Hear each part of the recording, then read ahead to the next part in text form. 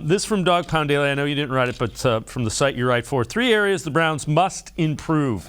Number 3, the pass rush. Myles Garrett caused a lot of problems, but then didn't do as much as you think he might have done against the Jets. Winovich now on IR.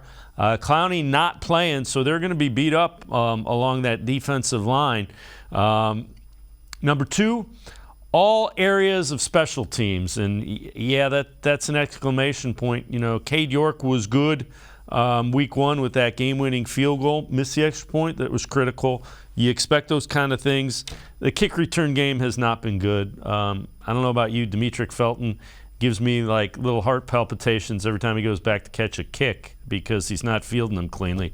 And number 1 is pretty obvious. We've already talked about it. The secondary has to communicate, and they have to all be on the same page. Those are pretty important things, and I agree with all of them. What are your thoughts on those? Well, as far as the pass rush, like when Clowney went out, the pass rush became non-existent. They weren't able to generate anything, and Myles kind of tapered off from that. The second part of the third quarter and all the fourth quarter, it was it wasn't there. So they have to manufacture it if it's not going to be there with a natural 4-man rush. And now that Clowney's out, and Winovich really hasn't contributed yet, so I'm not really counting him as a huge negative. But one of these young guys, from Isaiah Thomas or Alex Wright, really has to step up. This is it. I know that you'll probably see Isaac Rochelle, but they have to get it going. And the Steelers don't bring an awesome offensive line to town, so they got to perform. The secondary issues we've seen them do it. That's the real frustrating part. Is the second half of last season it smoothed out and they were playing as a unit. So we know it's possible, but whatever the error is, I don't know if they have enough time to fully correct it. Luckily, they're playing a team like the Steelers, and Trubisky just doesn't push it vertically. He just does not do that. So that'll hopefully give them a little extra time to get that going.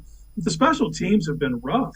Oh man, it's, the fake punt was a good play on the Jets play. That was, not something I'm going to just super fault Mike Prefer for, but if you look at just the coverage units and like you said, Felton, he does not inspire confidence when he's fielding those punts, man. It's every time it's just holding your breath, just field it, young man, just field it.